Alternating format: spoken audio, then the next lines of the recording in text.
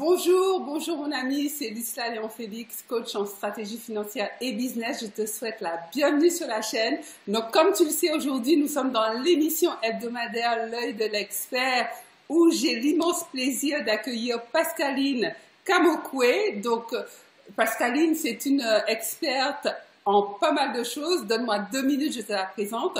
Donc juste pour te remettre dans le contexte de l'émission L'œil de l'expert répond à 3 questions. 3 questions que je pose à notre invité pour cerner sa thématique et pour cerner son expertise. Donc aujourd'hui, nous sommes avec Pascaline. Pascaline est une businesswoman. Elle est coach en motivation. Elle intervient dans les entreprises. Elle est également spécialisée dans le branding et une experte des réseaux sociaux. J'ai fait sa connaissance notamment sur Instagram et c'est une belle rencontre. Donc Pascaline, je te laisse le soin de te présenter puisque tu le feras beaucoup mieux que moi. Mais là, tu m'as super bien présenté. Je me dis, c'est de moi qu'elle parle là. Oui, c'est bien présenté. C'est toi. Non, mais c'est très bien. T'as bien présenté en fait. C'est que justement, je suis Pascaline Kamokwe. Sur les réseaux sociaux, beaucoup de personnes diraient que je suis une influenceuse en motivation. Je suis formée en tant qu'executive coach à HEC Paris. Donc à côté, je suis beaucoup plus aussi orientée business. Donc ma force côté business, c'est vraiment travailler le personal branding sur les réseaux sociaux. Donc c'est pour ça que justement j'accompagne plusieurs de mes clients qui sont justement dans le business depuis très longtemps, dans le business que ce soit du coaching, des conférences depuis des années. Donc moi en fait mon métier c'est de prendre quelqu'un d'un point A à un point B, de dire voilà on va créer ta marque de façon à ce que quand on pense à toi, on pense à telle couleur, on pense à tel style de communication. C'est vraiment côté business, c'est le côté qui, pour moi, me parle énormément. Et comment utiliser les leviers, enfin tout ce qui est levier, les leviers d'aujourd'hui pour pouvoir cartonner au niveau du business, c'est les réseaux sociaux. Et mon expertise, c'est vraiment Instagram. Voilà, je présente Super. un peu. Sinon, tu as plusieurs trucs, mais sinon, c'est ça, en D'accord. gros. Super. Ouais. Donc, Pascaline, la première de mes questions va concerner la motivation. Alors, j'aimerais savoir ce qu'est un coach Oui. en motivation parce que pour moi, le sujet est tellement vaste et généralement, Ouais. ce qui pour moi, est vaste et en même temps vague. Donc, j'aimerais que tu m'expliques quel coach en motivation tu es et en quoi c'est nécessaire d'avoir un coach en motivation. Alors, tu sais, on a tous besoin de motivation à un moment donné, qu'on le veuille ou pas. Avoir un coach classique, un coach de vie, comme on l'est tous, on verra si tu as fait suivre une formation de coaching, tu peux déjà accompagner quelqu'un régulièrement tous les jours. Le coach en motivation, après du moins mon positionnement en tant que coach en motivation, c'est avec un objectif business derrière. C'est pas juste le coach qui va te faire te sentir bien sûr ça c'est la base parce qu'on sait très bien que si ton objectif c'est le business, si tu es entrepreneur ou si tu es en transition professionnelle ou tu as vraiment envie de réussir, même si tu es salarié, hein, c'est qu'on sait très bien que plus tu vas être bien dans ton mindset, ben plus tu vas te sentir bien et les résultats vont pouvoir suivre. Tu vois, c'est C'est l'alignement, le clair. corps, cœur, esprit. Oui. Comment est-ce qu'on accompagne la personne à pouvoir retrouver être beaucoup plus aligné et centré et travailler son ancrage. Donc tout ça, c'est des points qu'on travaille en amont. Sauf que dans la réalité de tous les jours, on a des situations qui font que on peut se retrouver en démotivation.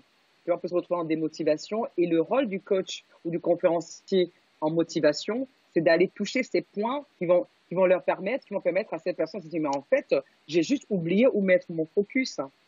Parce que tu sais, la motivation, on a toujours la motivation. On la met juste au mauvais endroit. Tu sais, même dormir, il faut avoir la motivation pour dormir. La motivation pour aller courir, il faut l'avoir. La motivation pour rester toute la journée devant Netflix, il faut l'avoir. Ça reste une motivation, quelle qu'elle soit. Donc maintenant, quand tu mets ta motivation au bon endroit, tu génères une bonne énergie qui te permet de passer à l'action et d'atteindre tes objectifs.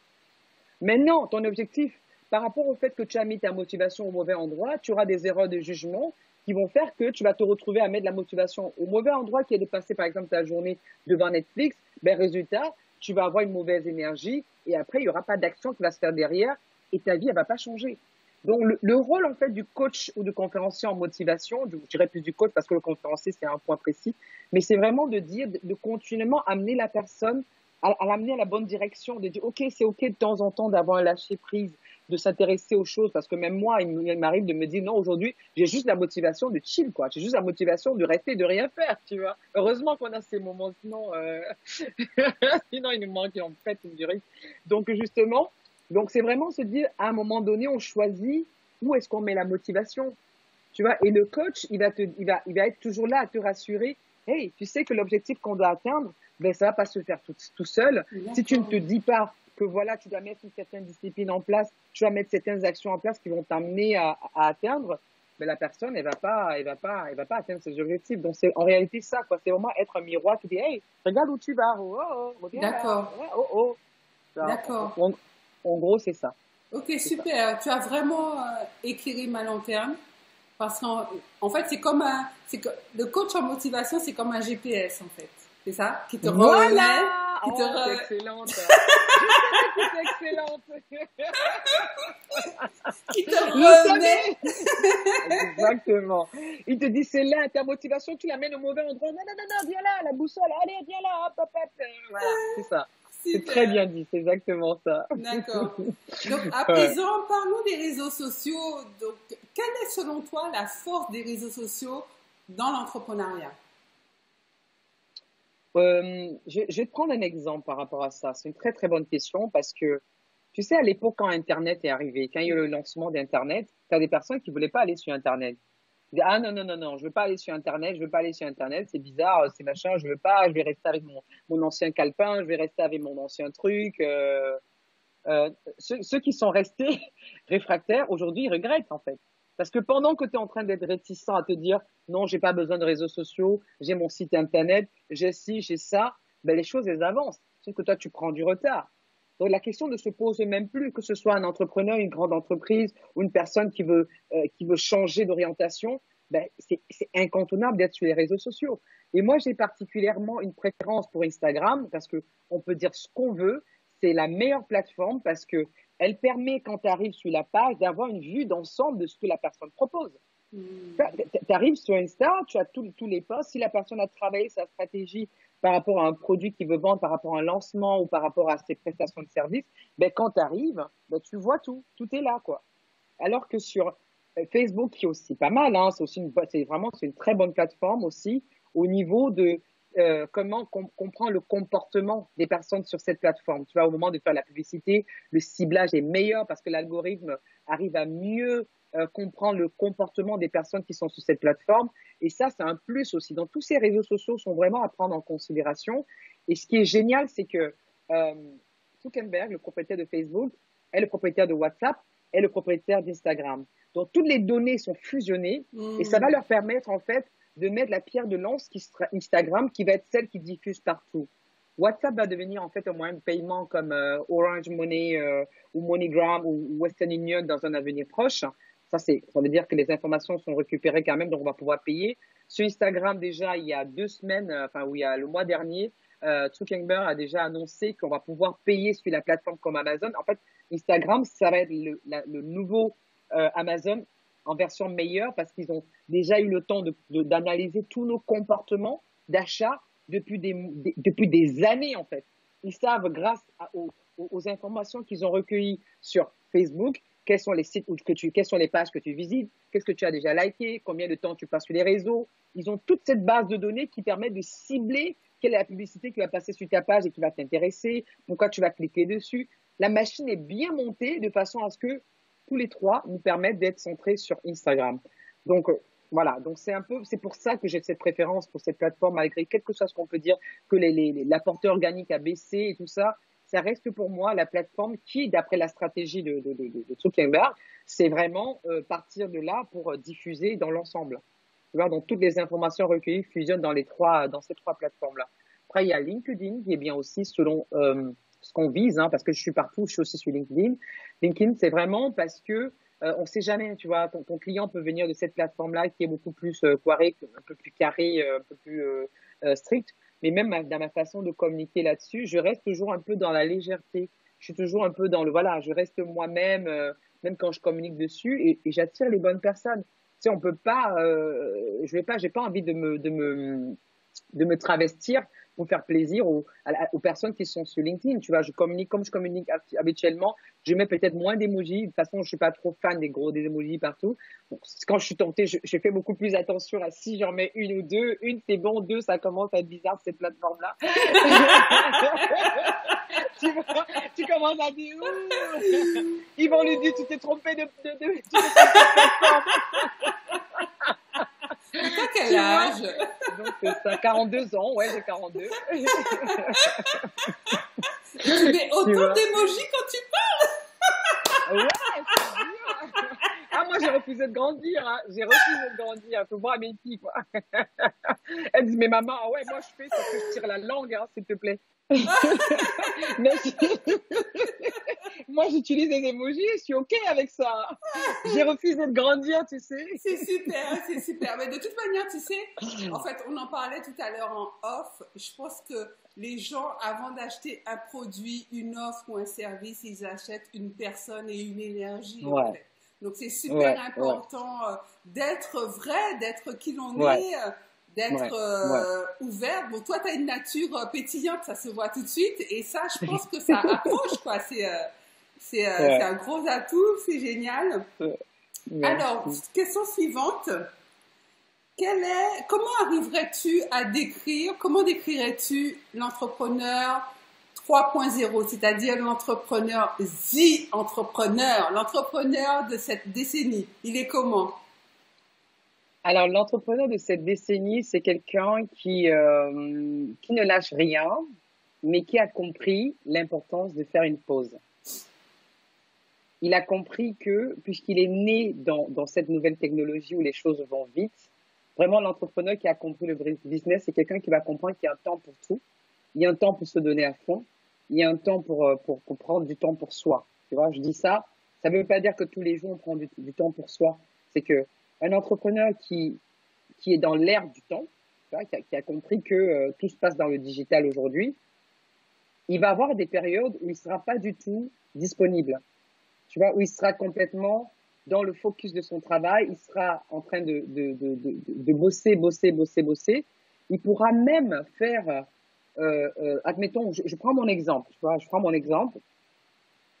j'ai conscience que je suis une maman de 3 enfants, ok?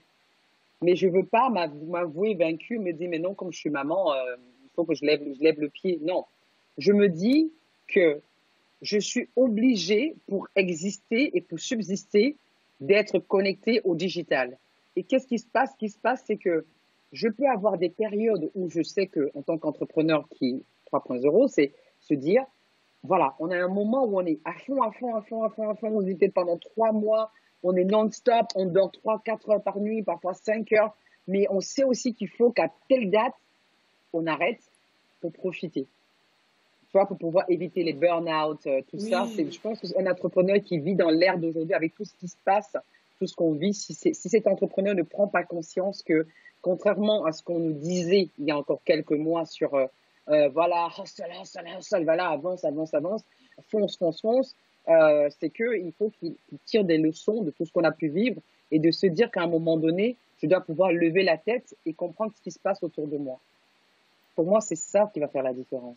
D'accord. Donc, en fait, tu rajoutes une bonne dose d'organisation dans tout ça? Ouais. Oh, ça, c'est la base. Moi, ce que je rajoutais là, c'était le plus de ce que l'entrepreneur de base va déjà avoir.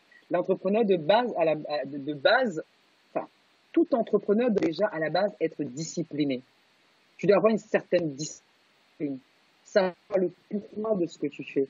Quel que soit ce que tu prévois faire, quelle est ton activité, quel est ton service. Cet entrepreneur doit tenir compte du fait que pourquoi je fais ce que je fais. Je le fais pour qui? Quand il aura compris, il aura pris le temps de ne pas se lancer dans le tas en suivant juste le flow. Il aura compris en fait que la prise en compte du pourquoi et du pour qui va lui permettre d'aller beaucoup plus vite.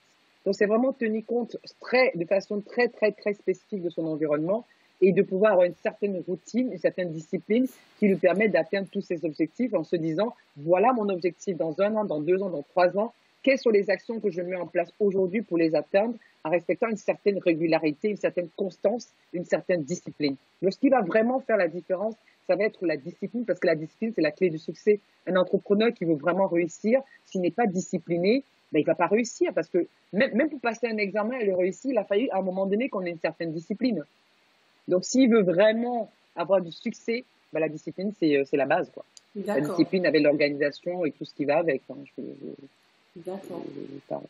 C'est la base. Je reviens rapidement par rapport à ce que tu expliquais sur les réseaux sociaux, parce que toi, tu es un petit peu sur toutes les plateformes, même si on a compris que ta plateforme de prédilection, c'est Instagram. C'est incontournable d'avoir une présence sur toutes les plateformes. En fait, je pense que c'est incontournable d'avoir son espace à soi. Tu vois, c'est que il ne faut pas que le fait d'être sur les réseaux sociaux te fasse oublier qu'il te faut avoir ton espace privé à toi. Parce que si tu es juste, ton business model est focalisé sur les réseaux sociaux, le jour où on te bloque, tout ton monde s'écroule. Okay? C'est que il vaut mieux tester plusieurs plateformes, mais garder à l'esprit que le but d'être dans ces plateformes, c'est d'emmener les gens vers ta plateforme à toi. D'accord.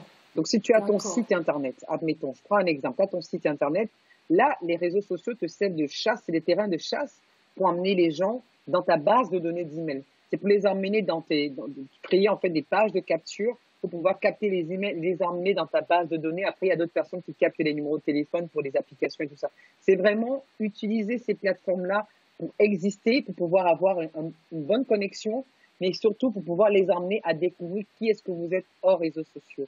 Je pense qu'il est important d'être présent dans tous les réseaux sociaux parce que si on peut, maintenant, il ne faut pas forcément se disperser pour en choisir un ou deux sur lesquels on met beaucoup plus notre énergie. Parce que si on veut être bon partout, on va passer notre temps, au lieu d'être bon, focalisé sur notre expertise, on va passer notre temps à être dans le remplissage de toutes ces plateformes-là. Et c'est pas là où on va pouvoir faire du chiffre. Je pense qu'on doit être présent un peu partout et vraiment, personnellement, je pense que les bonnes plateformes, c'est important d'être sur Instagram, c'est important d'être sur Facebook, sur YouTube, sur LinkedIn, en fait. Tout dépend, mais vraiment, c'est le minimum, quoi. D'accord. Le minimum, oui. Alors, là, je t'ai posé mes 3 questions, donc les 3 questions à l'expert, plus des petites questions complémentaires. Mais j'ai une 4e question. J'ai pas pu m'en empêcher parce que tu m'as l'air tellement prolifique, donc du coup, c'était compliqué pour moi de me limiter à 3 questions. Donc, d'accord. Pascaline, si tu devais recommencer, redémarrer à zéro, que ferais-tu différemment?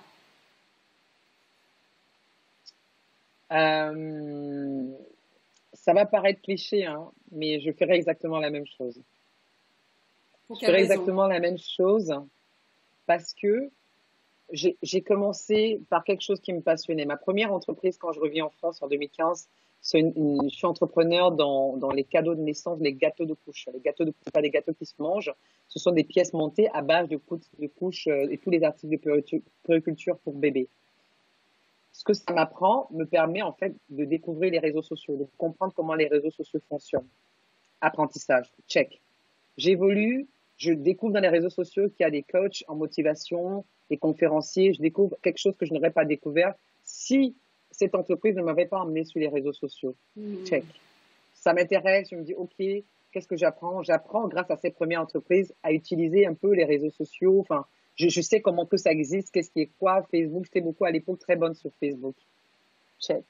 Après, qu'est-ce que je fais? Je comprends que voilà, les autres qui sont présents ont des failles parce qu'ils n'ont pas compris l'importance du branding. Check. Et qu'est-ce que je me dis? Je me dis, voilà, dans mon positionnement, pour pouvoir avoir une certaine crédibilité et toucher une certaine cible, il faut que je me forme avec les meilleurs. Je me forme à HEC Paris, je m'entoure des mentors qui sont après mes clients, Martin Latuli, Paul Pironnet et tout ça. Check. J'arrive à connecter avec ces personnes parce qu'elles découvrent qui je suis sur les réseaux sociaux. Elles se rendent compte quelles sont mes valeurs, qu'est-ce que je véhicule, mon éthique, mon authenticité. Ça les touche. Check. Donc, tout ce que je vis aujourd'hui, c'est parce que j'ai choisi ce chemin qui a été à 100% ou à 100% réseaux sociaux. D'accord. Donc, le parcours, c'est le parcours qui a fait de toi la femme que tu es aujourd'hui. Oui. Notamment c'est ton parcours qui a construit ta carrière et ton business. Oui, D'accord. exactement. Exactement. À Ok. 100%. Super. Donc, je changerai rien. Je changerai rien. Il y a trop de bons checks là. Check, check, check, check, check, check, check, check. Change pas, non. C'est clair, c'est clair. Non, mais c'est Je change super. pas. Je C'est change super. pas. Alors, Je en change fait, tu sais, je pense que les gens qui arrivent à dire non, mais si c'était à refaire, je ne changerais rien. Je pense que c'est des gens qui ont appris à savourer le parcours pendant le Ouais. cheminement, qui ont appris à savourer le parcours et à comprendre aussi les leçons. Parce que tout n'a pas Mhm. été... c'est vrai, tu dis check, Non, non, mais non. check, c'était au terminus de l'étape, en fait. Mais... Exactement. Et en fait, pour pouvoir dire check, c'est que tu as su tirer les leçons de ce qui venait Mhm. barrer ta route, de ce qui venait t'empoisonner la vie à ce moment-là. Et Ouais. justement, et c'est ça qui a pu te permettre de rebondir, de faire check et de passer à Exactement. l'étape suivante. Et ça, je pense que c'est intéressant parce que c'est pas cliché de dire non, si c'était à refaire, je referais la même Ouais. chose. C'est que tu as compris le parcours. Et ça, Ouais. c'est pas donné à tout le monde. C'est pas donné à tout le monde de Ouais. comprendre qu'on est là pour apprendre. On apprend, on progresse. On Exactement. tombe, on se relève, on Ah, tombe, on se voilà. relève, on avance. On prend des coups. Je dis souvent, la vie, c'est la boxe, tu vois. Tu pa, pa, oh purée. Tu tombes, tu essaies de te relever, tu n'es même pas encore debout, tu reçois déjà d'autres coups. Que reste au sol, là. Ah non, mais c'est excellent, mais c'est ça, et C'est compliqué. c'est ça qui rend fort, Oui, c'est ça qui a guéri en fait, hein. C'est ça qui oui, oui. enrichit l'expérience. C'est sûr que personne n'aime, hein. Moi, c'est Non, vrai, non, personne n'aime se prendre des coups ou faire face à l'adversité, non. mais c'est le passage obligé. On est obligé de passer par là pour pouvoir grandir. Donc, Ouais. en tout cas, c'est super. Donc là, moi, j'ai eu mes 3 questions, même 4. J'ai un peu triché avec mon propre concept en fait. Et donc, mais franchement, je salue tes expertises parce que l'émission aurait pu être baptisée l'œil des expertises parce que là, il y en Oui, a bah, je beaucoup. pense que... Et je voulais juste faire un petit clin d'œil aux mamans parce que on est aujourd'hui le jour de la fête des mères. Tu as toi-même, donc nous sommes toutes les deux mamans. Tu as 3 filles. Ouais. Alors, on a parlé d'organisation, mais tu arrives, à aucun moment tu t'es dit, j'arrive pas à jouer pleinement mon rôle de maman. Tu as toujours bien réussi à gérer. En, en fait, si tu veux, pour moi, une bonne maman, c'est une maman qui s'aime d'abord, en fait. C'est une maman, ça c'est ma vérité, hein, on est d'accord. Hein. À partir du moment où tu t'aimes et que tu aimes ce que tu fais, automatiquement tes enfants le voient et ils sont heureux pour toi. Donc, à partir du moment où j'ai trouvé ma mission de vie et que j'étais à fond dedans, ben, mes filles, elles étaient heureuses pour moi et elles me rendaient la tâche facile. Donc, ça m'a beaucoup aidé de me rendre compte qu'elles vivent mon rêve avec moi. Elles sont avec moi toutes seules. Elles rentrent, qu'elles voient que je suis devant mon ordinateur depuis 6 heures du matin et elles rentrent de l'école et me voient en train de bosser. Parfois, c'est ma fille qui vient me donner à manger. Tu sais, elle me fait un truc vite fait parce que j'ai pas eu le temps de faire à manger ou quoi que ce soit. Je trouve ça magnifique. Tu vois, elle m'encourage. Même quand je suis fatiguée, elle dit maman, reste-toi, repose-toi, on va te ramener un truc. Elle me ramène le petit déjeuner dans mon lit. Tu vois, et je me dis, finalement, pendant des années, je m'étais privée en fait. J'étais tellement focalisée sur mes enfants que je m'étais oubliée. Et c'est fou comment est-ce que plus je fais de moi ma priorité, plus mes enfants rentrent dans la bulle avec moi. Plus on a chacun, enfin c'est que des filles, nous avons chacune notre place et on est beaucoup, beaucoup plus fusionnels. Et ça me surprend parce que pendant des années, je m'étais oubliée, je pensais même pas à moi, j'étais juste mes enfants, quand j'allais dans un magasin, j'allais uniquement dans le rayon enfants. Et depuis qu'il y a eu ce déclic, que j'ai réorganisé les choses, qu'elles savent que maman, elle a de grands projets, elle est focalisée, c'est fou comment est-ce qu'elle m'équilibre, quoi. L'amour qu'elle me donne par rapport à ça me permet de ne pas voir le fait d'être une maman comme étant un handicap par rapport à mes ambitions.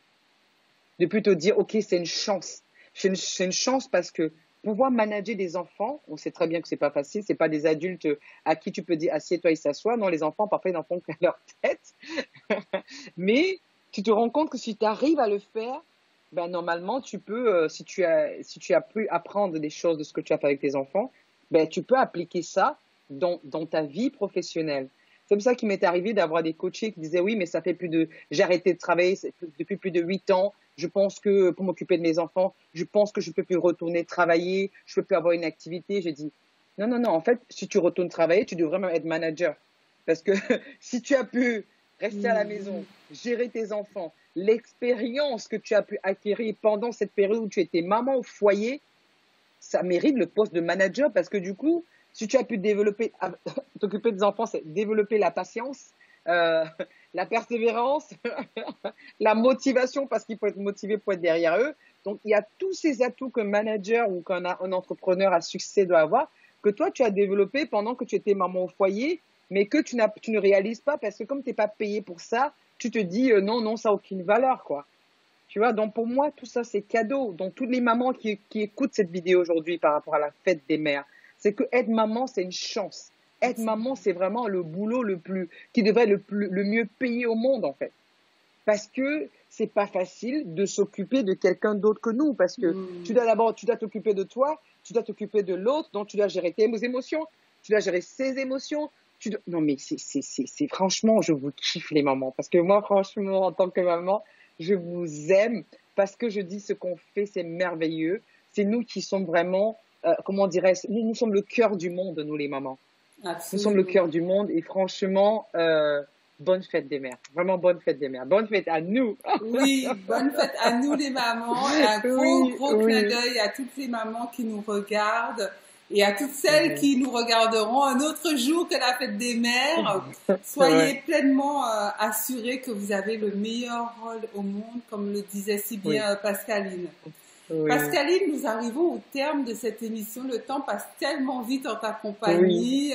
Franchement, faut qu'on refasse.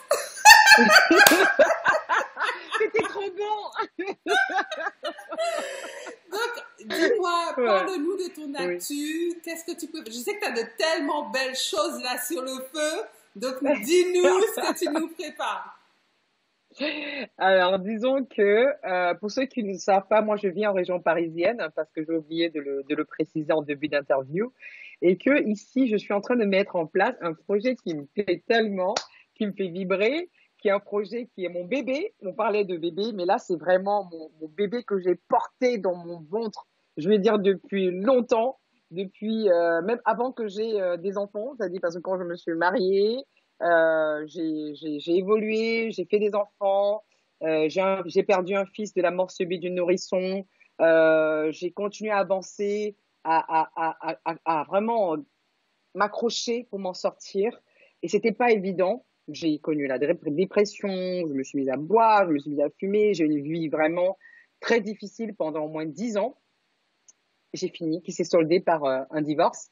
Parce que la perte de notre fils, mon couple n'a pas survécu à l'après-décès de mon fils. Et il m'a fallu 10 ans, en fait, pour me reconstruire. Il m'a fallu vraiment 10 ans pour dire, en fait, je mérite le bonheur, quoi. Je mérite d'être heureuse. Et c'est un travail que j'ai dû faire sur moi, sur mes croyances limitantes, sur le fait de me dire que sans mon mari de l'époque, parce que c'est mon ex-mari, j'avais une vie très, très luxueuse avant. Je tiens à le préciser, je vivais vraiment une très, très belle vie. De faire le choix de laisser cette vie et repartir à zéro, ça m'a fait comprendre en fait l'urgence de me retrouver, de me dire qui suis-je vraiment, parce que jusqu'en 2015 quand je décide de quitter mon mari, j'existe à travers mon mari, à travers mes enfants. Et cette période de divorce qui a pris, je crois, 2 ou 3 ans, était pour moi une phase où je me découvrais. Je découvrais qui j'étais. Est-ce que ce que je crois, c'est ce que je crois vraiment ou c'est ce qu'on m'a appris? C'est pour ça aussi que je me suis orientée dans le coaching. Et que, suite à ça, je me suis dit, ce serait égoïste de ne pas partager ce qui m'a permis, en fait, de devenir la femme que je suis aujourd'hui. Donc, je me suis rapprochée de mes clients, Paul Pironnet, qui est un partenaire et qui est justement le numéro 1 de la francophonie mondiale de la programmation neurolinguistique. Je lui ai dit, écoute, Polo, j'ai envie de partager ce que j'ai appris, en fait, ce que la vie m'a appris, ce que le coaching m'a appris. Est-ce que tu serais d'accord pour m'accompagner dans un projet que j'appelle Watch Me Reset?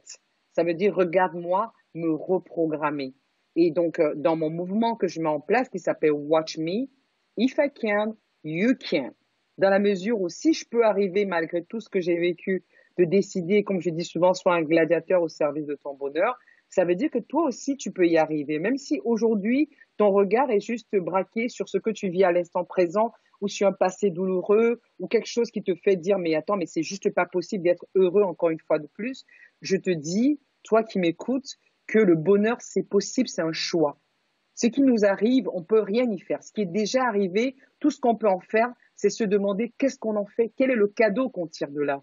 Moi, je vous parle là, c'est une maman qui a perdu un enfant. Et c'est difficile pour une maman de dire j'ai un cadeau derrière ça. Je peux vous dire que il y a encore quelques années, quand je le voyais comme ça, je me disais non mais attends, mais t'es cadeau quoi? C'est un truc, c'est pas possible que tu puisses voir un truc positif. Maintenant, quand tu prends du recul et que tu te dis qu'est-ce que ça m'a appris? Ça m'a appris qu'en fait, mes enfants ne sont pas acquis. Quand on a nos enfants, quand on a nos proches, on se dit qu'ils seront toujours là. Jusqu'à ce que tu te lèves un matin et tu réalises que ton fils est mort dans la nuit et que tu te bats, tu fais le massage cardiaque, tu appelles les secours qui viennent, réanimation, bouche à bouche cardiaque, bouche à massage cardiaque, rien.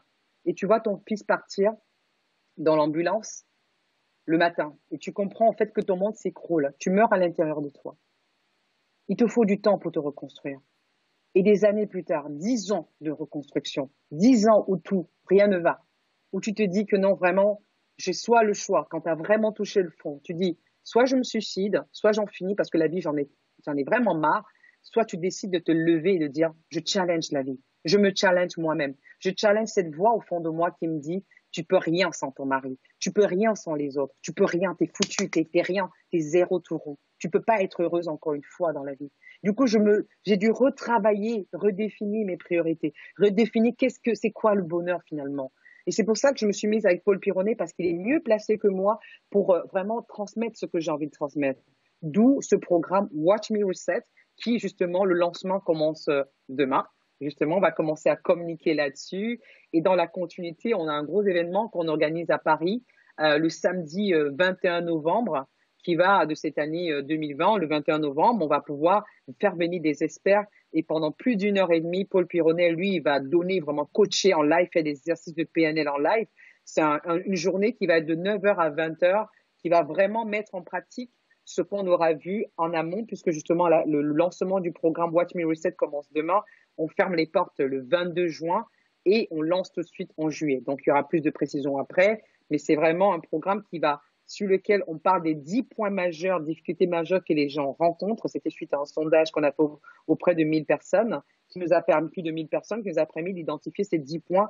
Et là, justement, Paul Pironnet et moi-même, on intervient là-dessus. Bon, c'est majoritairement Paul Pironnet qui donne des clés, qui explique d'où viennent les croyances limitantes, pourquoi on pense on peut plus être heureux, pourquoi on pense qu'on peut pas atteindre tel objectif, pourquoi on pense qu'on doit se contenter de rêver petit, tu vois, et comment est-ce que tu arrives à développer l'estime de soi déjà, pourquoi tu n'as pas d'estime de toi. Vraiment, c'est des points très clés, c'est 10 points clés sur lesquels on a vraiment basé notre formation avec un cahier d'exercices qui reprend ce qui est dit dans la vidéo, avec quelques exercices à mettre en pratique. C'est vraiment très, très bien structuré de façon à ce que les gens, dans l'évolution du programme, puissent mettre en pratique, voir les résultats avant de passer au prochain module. Tu vois, avec un bon suivi et des webinaires qui sont vraiment mis en place parce que je veux que les gens comprennent que j'ai pas toujours été cette femme heureuse. Tu vois, j'ai eu un moment où je broyais le noir, je n'y croyais plus. Mais quand tu as touché le fond, qu'est-ce qu'il te reste à faire? C'est de taper le fond et de remonter.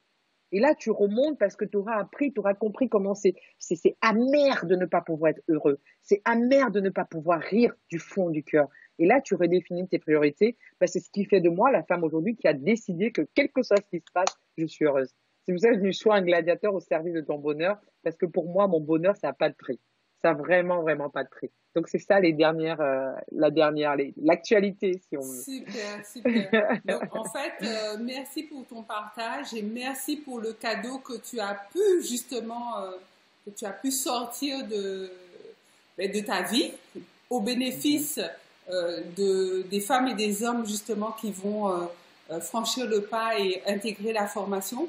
Moi, ce que je te propose, toi qui regardes cette vidéo, Ouais. Tu trouveras le lien donc, pour accéder à des informations complémentaires à la formation que propose Pascaline. Je laisserai le lien en barre de description. Donc, il te suffit juste de prendre ton index et d'aller, de scroller pour aller en barre de description et tu verras le lien. En tout cas, franchement, Pascaline, je te remercie infiniment d'avoir accepté de participer à l'émission L'œil de l'expert.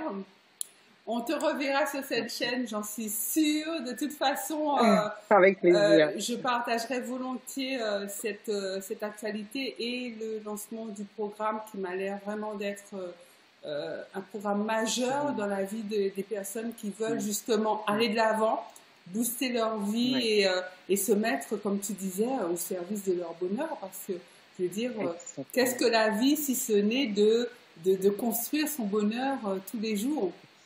En tout cas, merci beaucoup. Merci. Toi, si tu es là jusqu'à présent, cher ami, donc je te propose de liker cette vidéo, de t'abonner à la chaîne. Oui, mais tu es déjà abonné. Si tu n'es pas encore abonné, abonne-toi. Oui, abonne-toi. Partage-la massivement dans tous tes réseaux sociaux, tes groupes, WhatsApp, Facebook, Instagram. Pascaline nous en a parlé, LinkedIn. Vas-y, partage massivement parce que le contenu que nous a partagé Pascaline mérite de toucher le plus grand nombre de personnes possible. Merci. Alors, Pascaline, je te laisse le mot de la fin. Oui. Merci beaucoup à vous qui m'écoutez. Dites-vous que le bonheur, c'est possible. C'est vraiment ce que j'ai envie de vous dire. Le bonheur, c'est possible. Bravo. Voilà. Et moi, je rebondis. Donc, je te dis à très vite pour une nouvelle vidéo et à très bientôt pour une nouvelle émission de Merci. Bye bye. Merci. Au revoir tout le monde.